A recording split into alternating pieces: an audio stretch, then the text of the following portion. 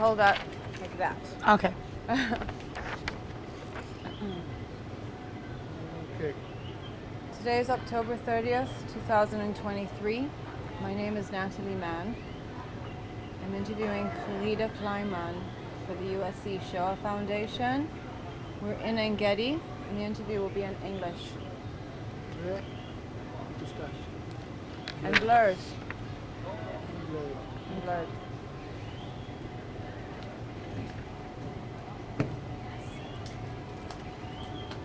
First of all, thank you very much for agreeing to speak with us. You're welcome. We're here to hear anything you have to say. You can stop the interview if you want to at any point and just Talk. yes, it's really important for us to hear whatever it is that you have to say. Well, my name is Khalida Kleiman. I'm originally from South Africa. I'm 43 years old. Married to my husband, whose mother is one of the people who created the kibbutz. We have 2 kids together, 12 and 15. And I'm a stay-at-home mom. And yeah, that's about it. Okay, so you take us back to October 7th morning. Well, it was a Erev Chag, so we had a nice dinner. Went to sleep at 6:27. We woke up with a red alert. We ran to the bomb shelter. We waited until we heard the boom of the bomb. I got up, went to the kitchen, poured myself a glass of Coke, went back to the bomb shelter. I put it down. I turned around and I went looking for my cigarettes, which was on the table in the kitchen. And as I bent over to pick them up, I heard Arabic outside. And I was like, what? That's not supposed to be here. And I heard gunshots after that. And then I went closer to the back door, which is sliding glass doors, and I peeked out through the curtain and I saw them break into the neighbor's house behind me. And the second that happened, I called my husband and I said to him, babe, take the kids, get them into the roof. We can't stay here. We don't have a lock on the bomb shelter door. If we stay here, we're dead. He ran, got a chair, opened the opening to get into the roof. He sent the kids up. He ran, he switched off all the lights and the air conditioning. I ran to the kitchen. I grabbed a knife. I filled up a bottle of water. I grabbed my cigarettes, my tablet, my phone, threw it in a shopping bag, ran back so I can get into the roof. I saw the chair standing underneath the opening and I was like, we can't leave that there. I took the chair, I put it back in the kitchen. I ran back, I lifted up my hands, and he and my son pulled me up into the roof. We closed the opening, we put heavy stuff on there, and we were there for 11 hours. We, at first, there was a huge explosion, and we heard the glass doors in the house explode. Later, we heard they shot an RPG at the neighbor's house. So, because he was a cop and he killed the first guy who broke into the house. So they shot him. We were lucky enough that they never actually came into our house physically. But we were in the roof. We could hear them shouting and shooting, and they were going like Allah Akbar, Allah Akbar, and just random shooting. We literally heard them kill our neighbors, shooting them. In the neighborhood behind me, they killed 9 people. All of them very, very close friends, family.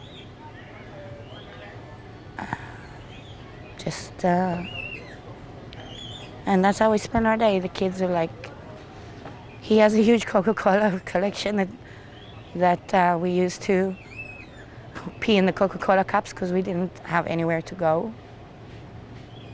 And my kids kept on asking to call the police. When is the army coming? And we were speaking like in the kibbutz chat. We were like writing back and forth. And my husband already knew of a couple of people that died. I didn't. My brain literally couldn't process that people died. And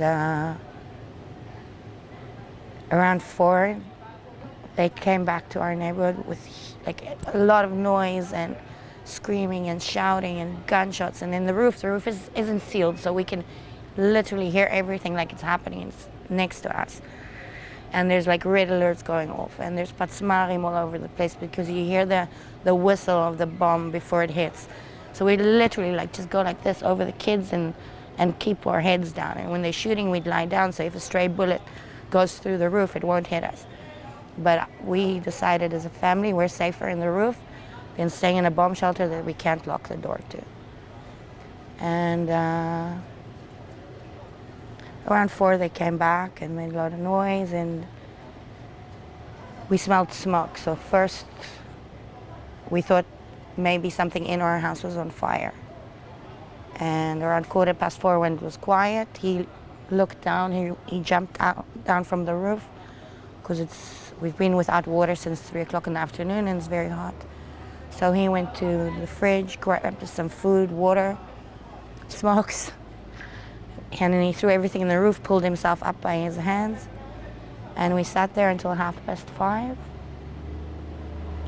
Until the army came. We didn't answer them because the terrorists were dressed in army uniforms. They spoke Hebrew.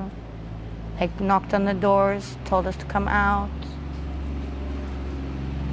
And we didn't believe them until one guy came and he called my husband by name and he said, "Your mom told us you're in the roof.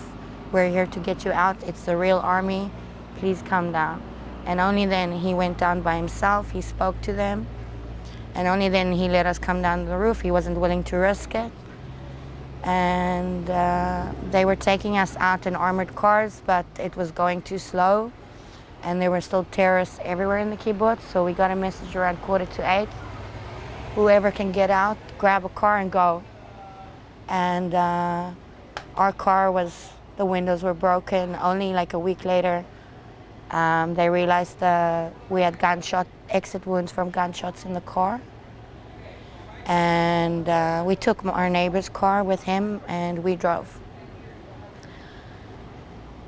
The road out of the kibbutz was even more traumatic than what we went through because everywhere was burned out cars, dead bodies. And the one image that I dream of every night, there was this huge white van stopped in the middle of the road with the brake lights on. And I was so pissed off because who the hell would stop in all this carnage for a look around? And as we drove past, the only part of the body that this was what's left of the body from the bottom down. And when I looked down not to see it, I saw the head on the floor next to the car. That's an image I can never get out of my mind. I can't, And they evacuated us to Kibbutz Gvulot, and we were there for about an hour and a half before my husband sat me down and he told me about everybody we lost. And my husband is one of the managers of the dairy on the kibbutz. They kidnapped 6 of his foreign workers, 2 Thailandis and 4 Bedouin that are from Raat. They kidnapped them as well. And they shot a Cambodian also, and they killed another Thailandi. Yeah, and that's our story. It's not as bad as the others, but it's still ours.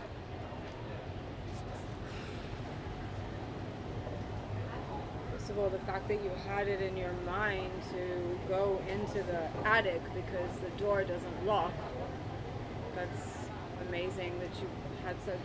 I don't know where it came from. It was there. And I knew if something happened to the house, there's an opening to the neighbor's roof. We'd go there. If it's quiet, we'd go down. His mom lives right next door. We go to her. We'll get in her roof. We'll stay there. I was hyper-focused on that. hyper focused on staying alive. And that's because you had seen the Arabs outside, the terrorists. I literally saw them. And I knew, like, when they broke like, I saw him go with his hand like this, and I saw the glass and heard it break. I knew, that's it. This isn't the normal Tseva Adom, red alert. And why the hell is there gunshots? And I just knew right away, if we stay in the bomb shelter, we're dead. And it's funny, after the soldiers took us out and we were waiting to be evacuated, like, my husband and daughter were lying on my son's bed in the bomb shelter, and the bed kept on squeaking every time you moved. And my mom said to me, "Mommy, you know, if we stayed here, you're right, we really would have died." Because you wouldn't have been able to Yeah, survive. but the only reason they didn't come into our house because they thought there was nobody home. We left all the doors open. We left the bomb shelter open. It just looked like we left for the weekend in a messy house. Told everybody I was sorting out clothes. I had clothes on the sofa, and I threw clothes on the floor that I didn't want to pick up on Saturday morning, put in a bag. And so the house was a mess. Lucky us. Oh, that saved you for sure, because they probably saw. They thought somebody was in there already. They'd already looked, and everything's open, so they continued on. Yeah. How did you pass the time in the attic? We were just lying down, reading through WhatsApp, closing it, basically just lying, staring at the ceiling, talking to the kids quietly, keeping them calm.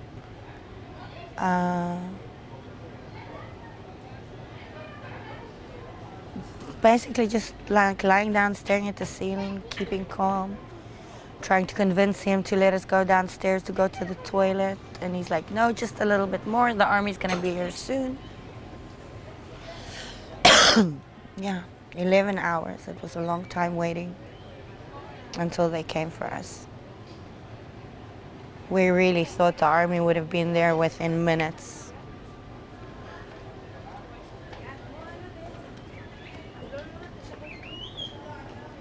It was horrible. We lost what they told us. I'm up to date until now. We lost like 15 houses that completely ruined, that we have to build from scratch. We're a tiny community. We're 83 members. I'm guessing around 200 people, including kids and people who rent and Niklatim. And we lost 15 people. It's not a lot next to other places, but for such a tiny kibbutz, it feels like we lost half of our population. Out of the members, that's 20%.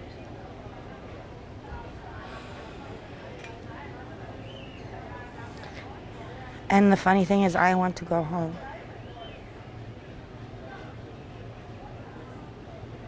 Have you been since? No. My husband's going on Wednesday to fetch the car.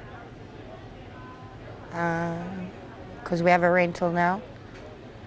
So we're going to fetch the car on Wednesday, take it to the garage and have it evaluated. The army needs to double check that the car's not booby trapped. So yeah.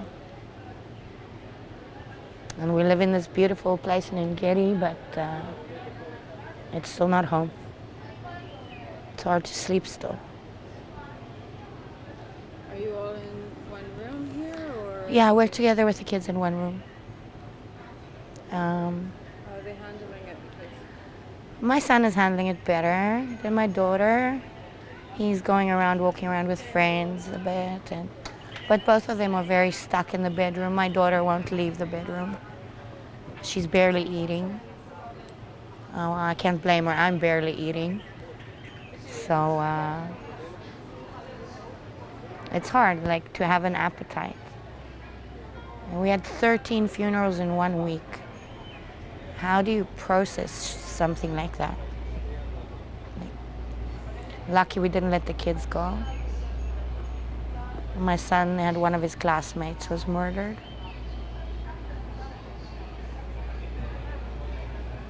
for them to process something like that. And they refuse to talk. It doesn't matter what we try. They don't want to talk about it. My daughter's like, I went through enough trauma, I don't want to relive it every time. So she's not speaking with any therapist or anything? She refuses, both of them. So we said we'll give it some more time. Because it's the only thing you can do, give it time. Let them feel a bit of normalcy. And then approach it slowly but surely. My husband got to let her talk a little bit like what she remembers. But we made sure they didn't look up when we left the house and we left the kibbutz, because there was literally bodies everywhere. Burnt out cars, a burnt out tank. Cars like with the doors open and the lights on, or bodies burned in their seats. I said to somebody today, like, we're all so glad to be alive, but we're not actually in a kibbutz right now. We're in a refugee camp. That's what I feel like. We're refugees.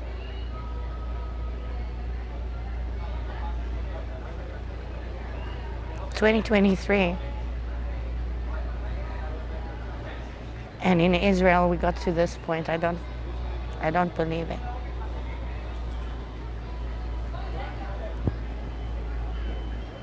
And did you first come to Israel?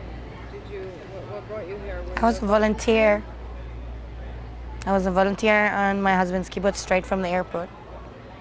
I got there, I was 19 years old. I was there for a month and a half. We started dating. We were together for 5 years, and then we got married. And next year we're celebrating our 20th anniversary. Wow. Wedding anniversary. Yeah.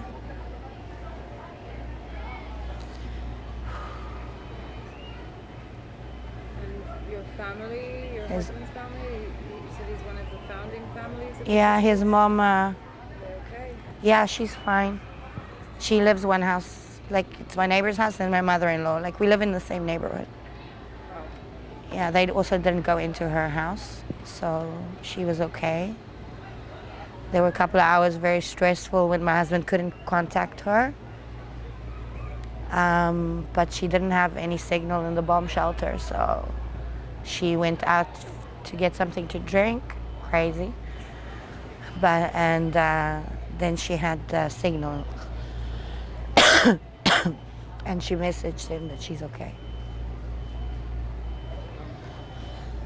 And I have no family except for my husband and kids here. Everybody's in South Africa.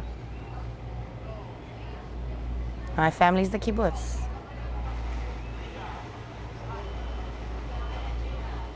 Your family in South Africa, what are they on? I wrote them a message the morning when we got into the roof.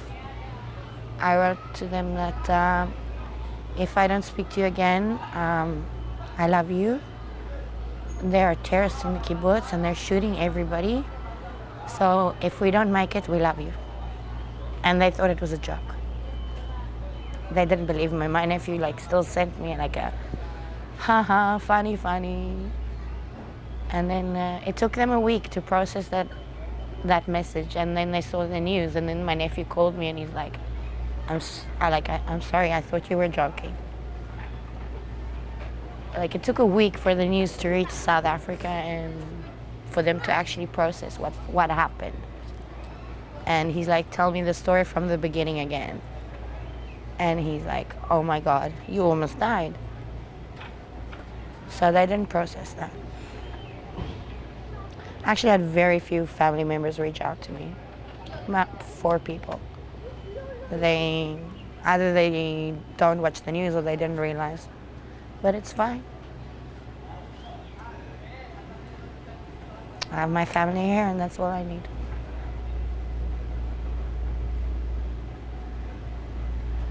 You say you want to go back home, you see yourselves going back and rebuilding the Well, yeah, kibbutz and- because I have some stipulations of going back, but I do want to go back. My kids want to go back. I asked my son, does he want to go back? And he said to me, well, Mommy, by the time we go back, we're 5 minutes away from the beach. because that's what my kids expect to happen, for Israel to totally rip out Gaza. There's not a building left. This is what my kids expect. And this is like totally what they believe is going to happen. And I told my husband we need to, it's going to be like the house in South Africa with bars on the windows, reinforced doors, back and front. Like no more leaving the door unlocked. Like my friend's son, he's 4 years old. He has his own little place in our house. He has a Lego table with Legos, and he learned to unlock their house door. And she was in the bathroom, and I was making dessert for the Erev Chag, and I heard the house door open, and I was busy making caramel, and I didn't look up. I turned around, and he's there in his diaper, setting up Lego. He ran all the way from the other side of the kibbutz while she was in the toilet, and he came to my house to play Lego. And he's like another kid, like the whole family. She's my best friend. So all our kids are like family to us. And he just made himself at home. And there's going to be no more this thing that you leave your house open in the kibbutz, unlocked. Or like just the night before, like on Thursday night, he yelled at me because I fell asleep on the couch in front of the TV, and I left the back and front door open. What would have happened if that was Friday night? Because they were already in the kibbutz before 6:30. They were already there.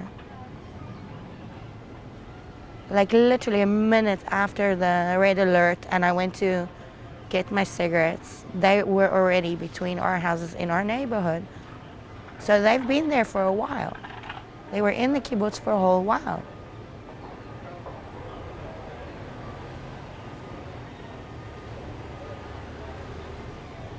We had a lot of heroes on our kibbutz who saved other people, but that's not my story to tell, that's theirs. You saved your family. The initiative of going up into the attic.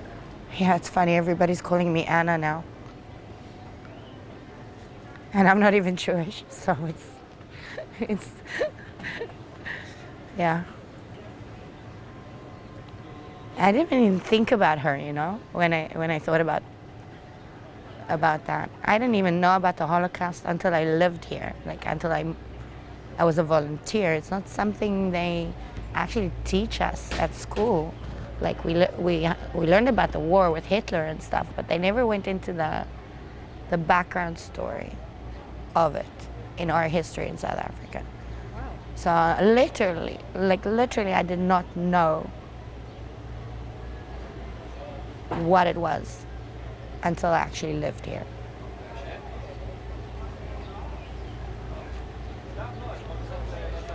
So, yeah, it's eye-opening. The second Holocaust in 2023. Pure genocide, it's disgusting.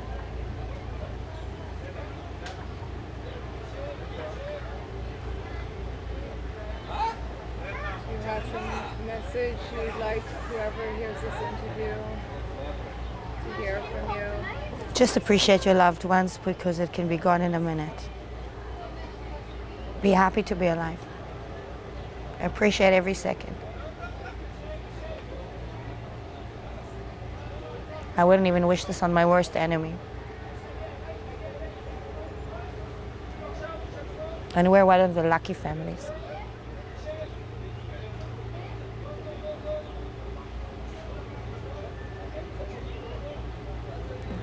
Thank you. Thank you so much.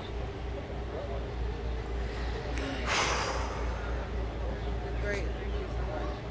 Sorry, I was really nervous too. No, you did so well, and it's those moments in life. When we got to Gvulot, my where you do something, you say to yourself, you're like, where was that coming from?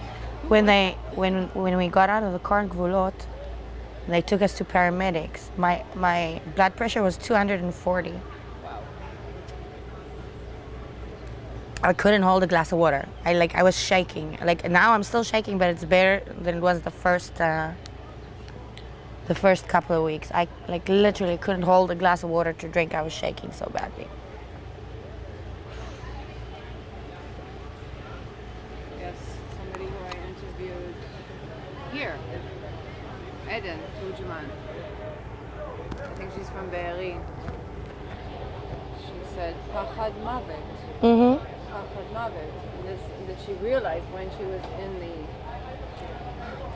that there is such a thing as actual And we were actually fear of death. It doesn't translate well to English, like fear of death, because it's not fear of death. Like it's being so scared. we literally said, like, in my heart, I said goodbye to the kids. I literally thought we were gonna die. I knew we were gonna die. I knew it.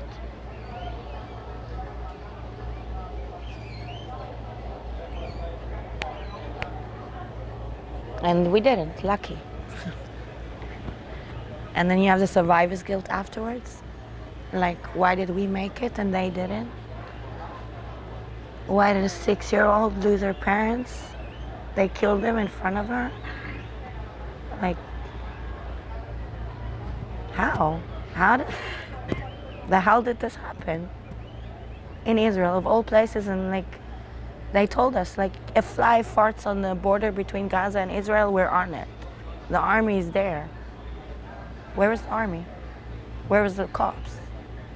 Where was anybody?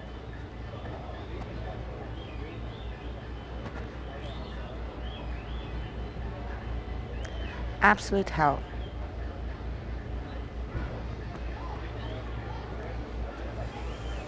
When you guys drove off, you were in your own car? No, our neighbor's car. He couldn't drive in the evening, and he went to get his car. He went to see if his car was okay. And my husband said, okay, get your stuff, I'll drive, let's go. So when the soldiers came to get us down, we had time to go to the toilet quickly. I packed an overnight bag with one set of clothes for each person. And when they said we can go with privates, we jumped and we ran to the car because there were still terrorists walking around. So it was terrifying. This was in the evening? Yeah, around 8. So from 5:30 until we left, it was 8. But like, people that needed to be evacuated to hospitals, my friend said they only got to them around 6:30, and like her parents and her daughter were severely injured. And they only got them out by 6, and they took them out by car, and then a helicopter picked them up halfway. So, yeah, it took forever. That whole day feels like it took forever. It was a never-ending nightmare. Even when we were out and we were in Gvulot, I was so hypersensitive because the house we were sleeping in was my daughter's friend from gymnastics. Her parents invited us to sleep there, but it wasn't in a bomb shelter. And I was sure, like, we heard they came in with parachutes also into the kibbutz. And I was sure they're gonna come the next evening there. And I was sitting in front of the door and I locked it and I wouldn't move. I wouldn't move. Like literally in front of the door with my eyes on the window. I was hyper vigilant. I couldn't calm down.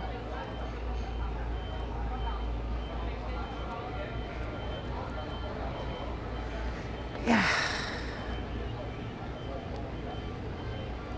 Even now, you hear a loud noise or you jump. The booms aren't even scary anymore. I told my husband, nah, he can give us red alert as much as he wants. That there's nothing to be scared of. Not after terrorists came in and shot up everybody on the kibbutz and the houses and burned houses down with people in them and throwing hand grenades in houses and shooting dogs and animals and burning them. And the poor Thailandis, they burnt their caravan where they live. And did the Thai workers have safety room or some bomb shelter? they had a what do you call it? A migunit, like one of those sort of like they have next to the bus stop. bomb shelters. It's a safety shelter. It doesn't Yeah, actually have outside. The door or anything. Yeah. So they went into there, and that's where the terrorists found them. And they killed one Cambodian, one Thailandian, and they left the others alive. Other 3 Cambodians got out alive, and they took 2 Thailandis. And we still haven't heard anything about them, if they're okay or not, or we have no idea what's going on with the kidnapped victims. So, but we're lucky nobody from our kibbutz was kidnapped. They were just murdered. So I think that's better than being kidnapped.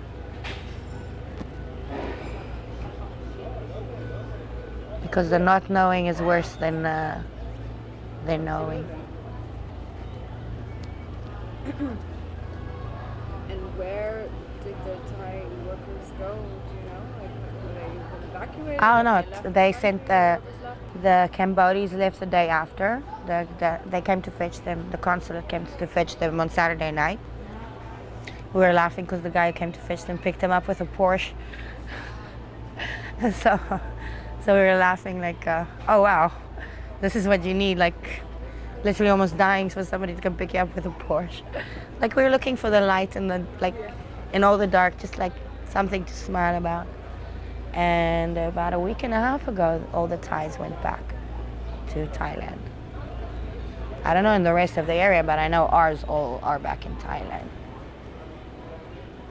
And my husband's still talking to some of them, and they want to come back. They want to come back to work.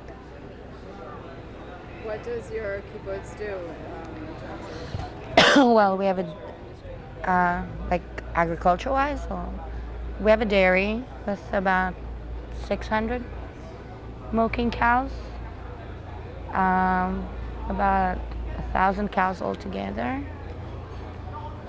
We have Zaxenberg, which they make those huge juices you see in the flea markets. We have orchards with all kind of fruits, lemons, oranges, mangoes, growing avocado now also. We have shachor, which is fields where they plant potatoes, carrots, stuff like that. somebody taking care of the cows now? Yeah, we have my husband's manager above him, he's there right now. And volunteers and soldiers on the kibbutz. They are literally what's keeping the place running. The first week they just milked the cows and threw the milk away because literally you can't get into the kibbutz without an army escort. So, and there's nowhere to store the milk. And either way, the cows are sick, they're traumatized, they're full of infections, and so they're in antibiotics, and you can't milk antibiotics. So either way, they just milk them to relieve them from the milk, like, and then they just throw it away.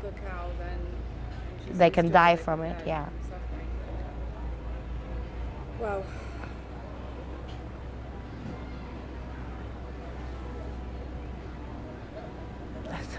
That's about it. Like, I can't think of anything else to say. I'm just glad the foreign workers are home. Like, they had somewhere to go back to. So I kind of hate it that they don't speak about them on the news here, because they're also people. They're also missing. Their families don't know what's going on with them, and they're never mentioned. Yeah, I have to say that I've asked a few people in interviews, and they usually tell me that they don't know. Well, I know Which because find, like, if they lived in the kibbutz with you, and how can you not know? yeah, well, they were my husband's workers, so I knew from the beginning, and he worries about them every day. We talk about it a lot. Like, have you heard anything? Have you heard anything from the consulate? Have they found anything?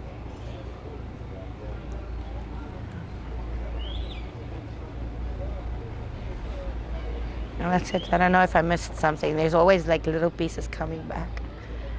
Yeah. Stuff that you don't remember.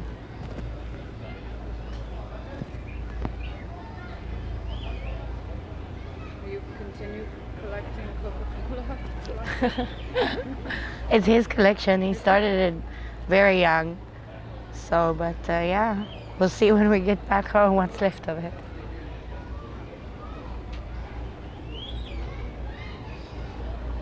Thank you. Thank you very much. You're welcome. It was really, really helpful. זהו, סיימנו? אני מתה על סיגריה.